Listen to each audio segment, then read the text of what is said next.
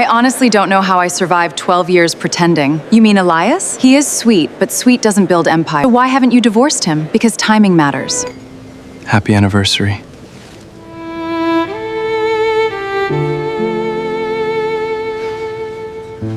Our marriage stopped existing long ago. You've always been kind. But kindness isn't enough.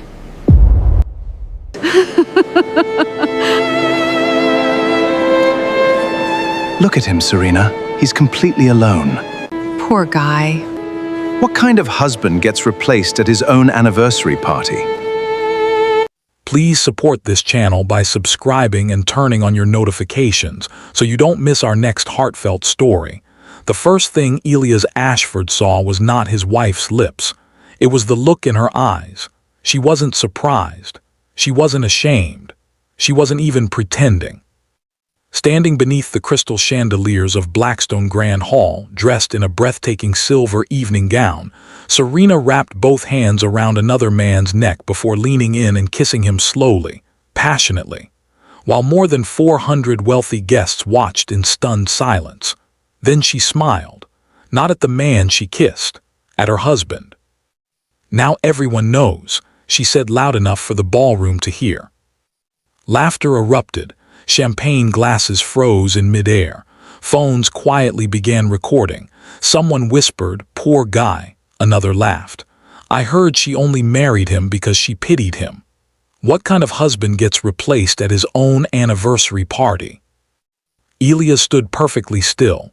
His heartbeat thundered against his chest, but his face betrayed nothing. The orchestra stopped playing.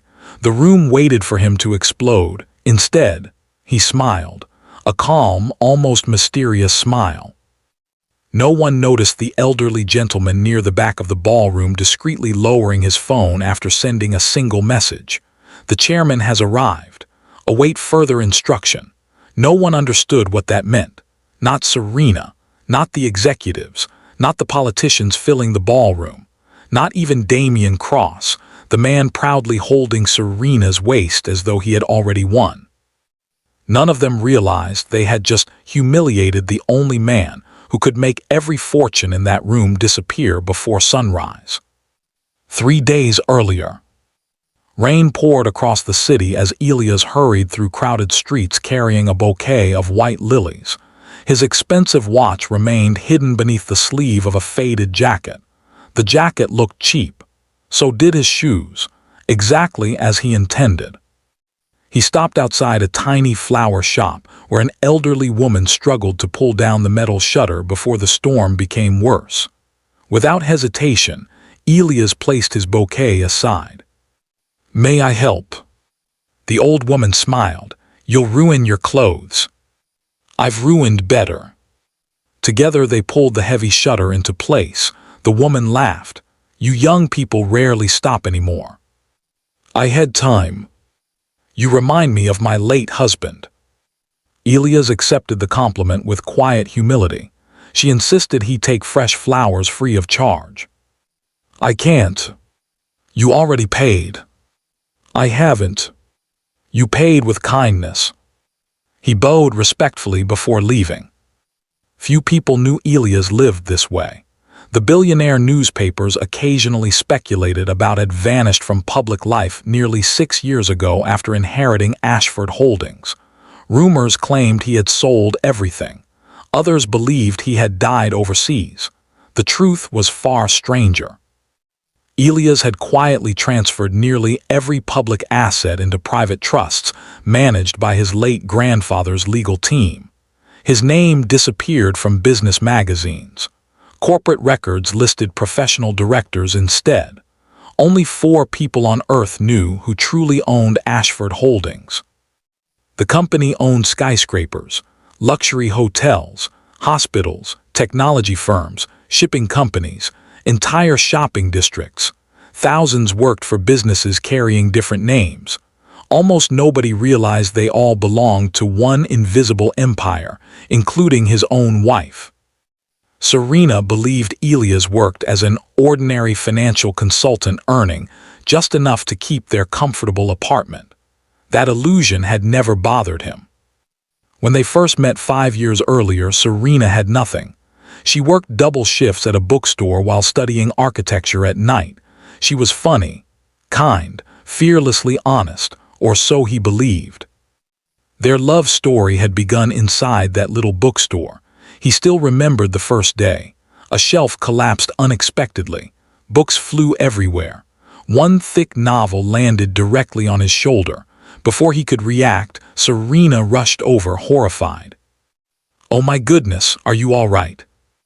"I've survived worse attacks." She laughed. "You joke after getting assaulted by literature." "I didn't want the books to feel guilty." That laugh had changed everything. She insisted on buying him coffee to apologize. They spent 4 hours talking. She dreamed of designing beautiful homes for families who could never afford luxury. He admired her compassion. She admired his humility. Neither wanted the evening to end. Months later, during their first winter together, they danced beneath falling snow outside a tiny restaurant because neither could afford expensive dates. She looked into his eyes. "If we stay like this forever." He smiled, "We'll freeze."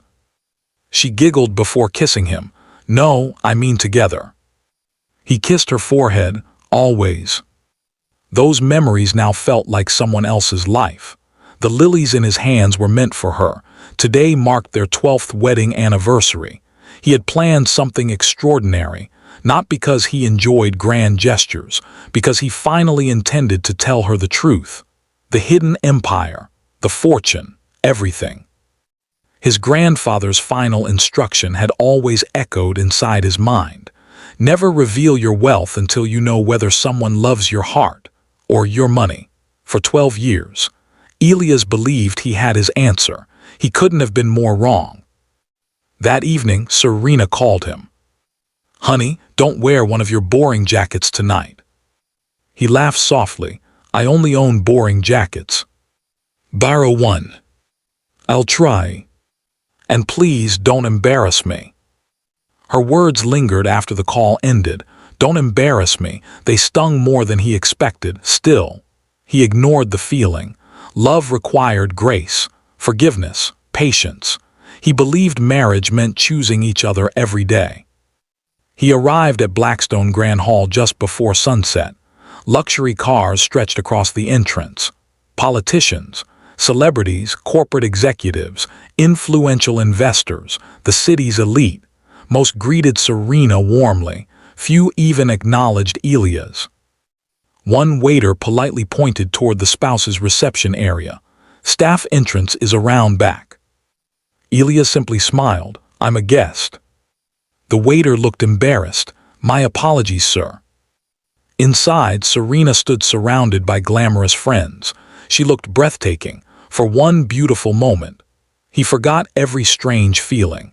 He walked toward her with the lilies hidden behind his back. Then he heard her laughing. "I honestly don't know how I survived 12 years pretending." One friend gasped, "You mean Elias?" Serena rolled her eyes. "He is sweet, but sweet doesn't build empires." Another woman leaned closer. "So why haven't you divorced him?" Serena glanced around before lowering her voice. "Because timing matters." The women laughed knowingly. Elias stopped walking. The flowers slowly slipped from his fingers onto the polished marble floor. He hadn't been seen. Yet, he could have turned around. He could have left quietly. Instead, he picked up the flowers, straightened his jacket, and continued walking toward the woman who was about to destroy everything. He was only a few steps away when Serena finally noticed him. For a brief second, surprise crossed her face. Then it disappeared behind a practiced smile. "There you are," she called loudly, ensuring nearby guests could hear. "I was beginning to think you wouldn't come." Elias held out the bouquet. "Happy anniversary." She glanced at the lilies without touching them. "Oh, flowers." One of her friends chuckled. "How traditional." Another whispered just loudly enough, "Probably bought them from a roadside stand." The group laughed. Serena forced a smile and accepted the bouquet with 2 fingers as though it weighed nothing. "Thank you." She handed it immediately to a passing waitress. Please put these somewhere. The waitress hesitated. They're beautiful. I said somewhere. The waitress nodded and walked away. Elias pretended not to notice. He had not come for applause. He had come to tell his wife the truth. Before he could speak, a sleek black sports car pulled up outside the ballroom. Every head turned. Damian Cross stepped out wearing a custom-tailored tuxedo that probably cost more than most people earned in a year. Tall, handsome, confident, the owner of Cross Developments, or so everyone believed. He walked directly toward Serena. There she is. Serena's entire face lit up. She embraced him warmly, much warmer than she had greeted her own husband. Damian looked at Elias briefly. So this is him. Serena sighed dramatically. My husband. Damian extended a hand without sincerity. I've heard very little about you. Elias shook it calmly. I hope only the good parts. Damian laughed. I like your sense of humor. He leaned closer. You'll need it tonight. Those words carried an edge. Elias noticed, but he simply smiled. The ballroom slowly filled as the orchestra resumed playing. Servers moved elegantly between guests carrying champagne and gourmet appetizers. A giant screen displayed photographs celebrating Blackridge Corporation's 20th anniversary. Executives toasted future expansion. Investors discussed billion-dollar projects. Television reporters interviewed business leaders. Not one camera stopped on Elias. He was invisible, exactly as he had been for years. The master of ceremonies stepped onto the stage. Ladies and gentlemen, tonight we celebrate the incredible vision that transformed Blackridge into the most influential real estate company in the state. Thunderous applause echoed.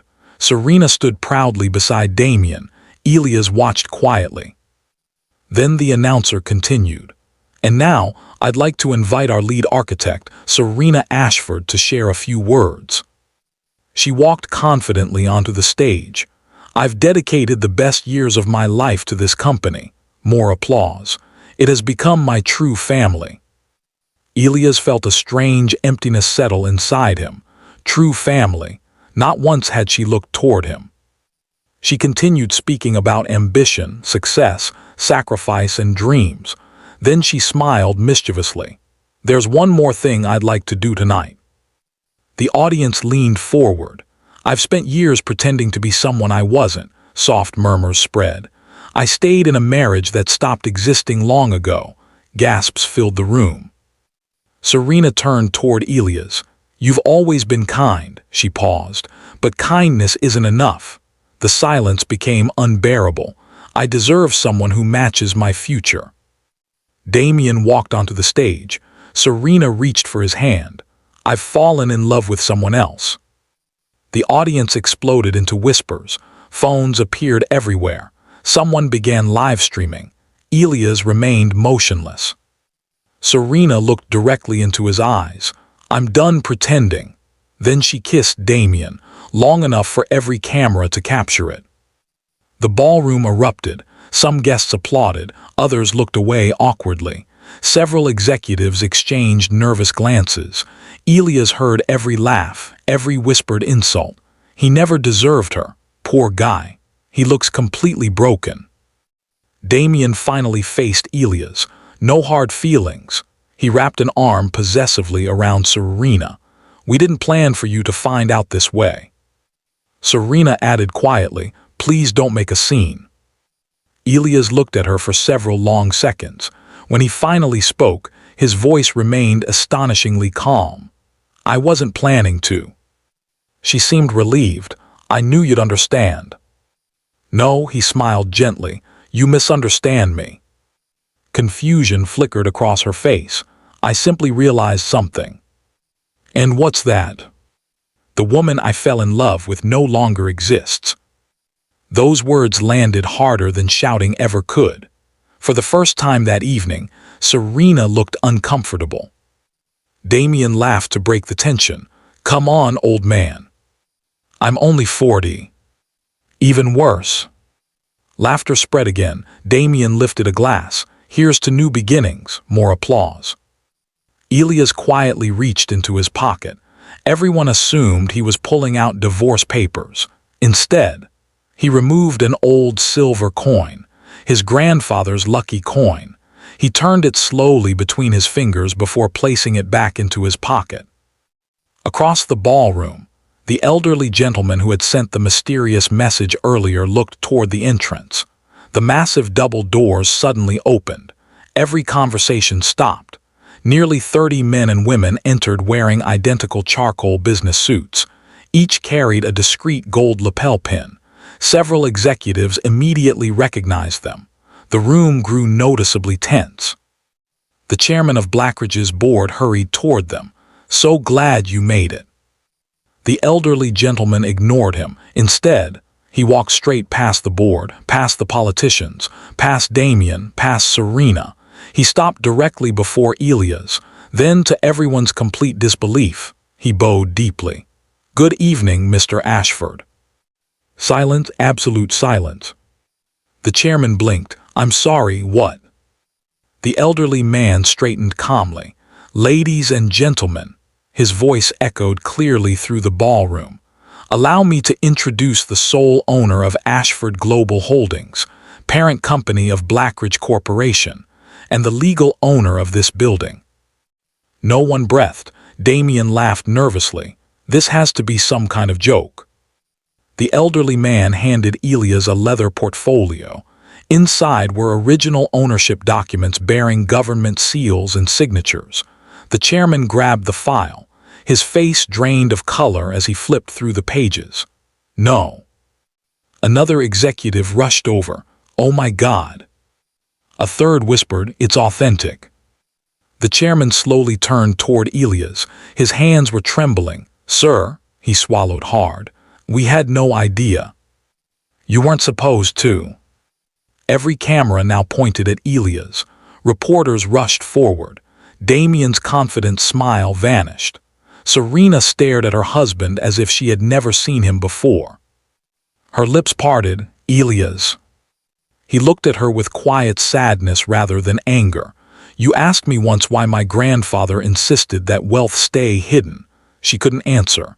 "He said money never changes people." His eyes never left hers. "It only reveals who they already are." A painful silence settled over the ballroom. Serena suddenly remembered every simple date, every rainy afternoon, every promise beneath falling snow, every time he had chosen humility over pride. And she realized the richest thing about Elias had never been his fortune, it had been his heart. By the time she understood that, it was already too late. Serena's knees almost gave way. She stared at the documents, then at Elias, then back at the chairman whose hands were still shaking. "No," she whispered, "this can't be happening." Damien forced an uneasy laugh. "Someone verify those papers." "They already have," the chairman replied, his voice barely audible. "Those are the original ownership records." The ballroom fell into complete silence. Every executive who had ignored Elias only moments earlier instinctively straightened their posture. Several hurried toward him, one after another. They bowed their heads. "Mr. Ashford, our deepest apologies. We had absolutely no idea." Elias acknowledged them with a polite nod. "I know." He held no anger in his expression, only disappointment. A television reporter pushed through the crowd. "Mr. Ashford, is it true you've secretly owned Ashford Global for over a decade?" Another reporter shouted, "Why keep your identity hidden?" Cameras flashed relentlessly. Elias answered calmly, "My grandfather built an empire." He looked around the ballroom. "I only wanted to build a family." His words struck the room harder than any accusation. Several guests lowered their eyes. Serena covered her mouth. For the first time that evening, she looked ashamed. Damien stepped forward, trying to regain control. "Elias," he forced a smile, "I think emotions are running high. There doesn't have to be any hostility between us." Elias looked at him. "Hostility?" Damien nodded. "We're all professionals. I believe misunderstandings can be resolved." Elias smiled faintly. "I agree," Damien relaxed. "Good, but this wasn't a misunderstanding." The smile disappeared from Damien's face. It was a choice. The sentence echoed through the ballroom. Elias continued, "You chose to pursue another man's wife." He turned toward Serena. and you chose to betray your marriage publicly. Neither of them spoke. I don't need revenge. I simply believe every choice deserves its consequence. Damien folded his arms. Are you threatening me? No, Elias answered gently. I'm informing you. The elderly gentleman stepped forward. Mr. Ashford, Elias nodded once. The man immediately understood. He opened another folder. Effective immediately, every executive froze. Ashford Global is terminating all strategic partnerships with Cross Developments. Damien frowned. What? Every active financing agreement, every joint venture, every pending acquisition, every line of credit. The chairman swallowed nervously. That's, he looked toward Damien, approximately 93% of Cross Development's operating capital. Damien laughed again, except this time, nobody laughed with him. Impossible. The elderly gentleman slid another document across the table. Your company expanded using loans guaranteed by Ashford Global. Damien grabbed the file. His confidence evaporated with every page he turned. No, he flipped faster. This can't. Another executive quietly confirmed it. It's true. One investor immediately picked up his phone. So our exposure is at risk. Another whispered to his assistant, sell everything. Within seconds, the ballroom transformed into controlled panic. Phones rang. Lawyers were called, investors hurried into corners, financial analysts opened laptops. Damien's smartwatch buzzed continuously, stock alerts, loan alerts, emergency board notifications. His face grew paler by the second. Serena watched helplessly. Elias, he finally looked at her. I didn't know. I know. Tears filled her eyes. I swear I didn't know. You didn't know I was wealthy. His voice remained soft, but you knew I loved you.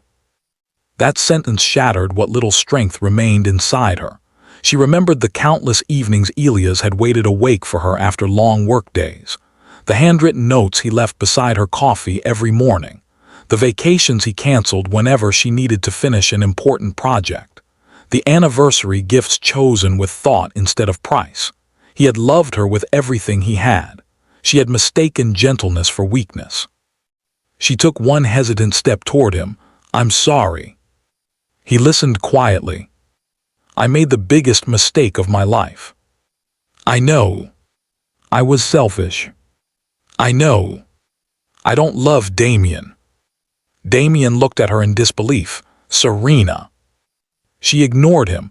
I was chasing status. Her voice trembled. I thought success meant standing beside powerful people. Fresh tears rolled down her cheeks. I never realized. She looked directly into Elia's eyes. I was already standing beside the most powerful man in the room. The ballroom remained silent. No one dared interrupt. Elias breathed deeply. I would have given you everything tonight. She frowned. What do you mean? He reached into his jacket and removed a small velvet box, the same box he had carried into the ballroom. Hands trembling, Serena opened it. Inside wasn't jewelry. It was a brass key. What is this? The key to Ashford Manor. She looked confused. Our new home. He smiled sadly. I spent 2 years restoring it. Images appeared on the ballroom screen as one technician unknowingly activated a presentation stored inside the velvet box's flash drive. A breathtaking estate overlooking a lake, gardens filled with the white lilies she loved, a private art studio, an architectural workshop built specifically for her, a children's playground, a nursery. Guests gasped. Every room had been designed around Serena's dreams. A handwritten message appeared on the final slide. For Serena, thank you for choosing an ordinary man. Tonight, I'd like to show you the extraordinary life we'll build together. Happy anniversary. The room fell deathly still. Several women quietly wiped tears from their eyes. Even hardened businessmen looked away. Serena collapsed into a chair. She couldn't breathe. He hadn't come to expose her. He had come to surprise her. She looked at the unopened gift, then at Damien, then back at Elias. In one single evening, she had traded a lifetime of genuine love for a few minutes of public admiration. and there was nothing in the world she could do to take that kiss back.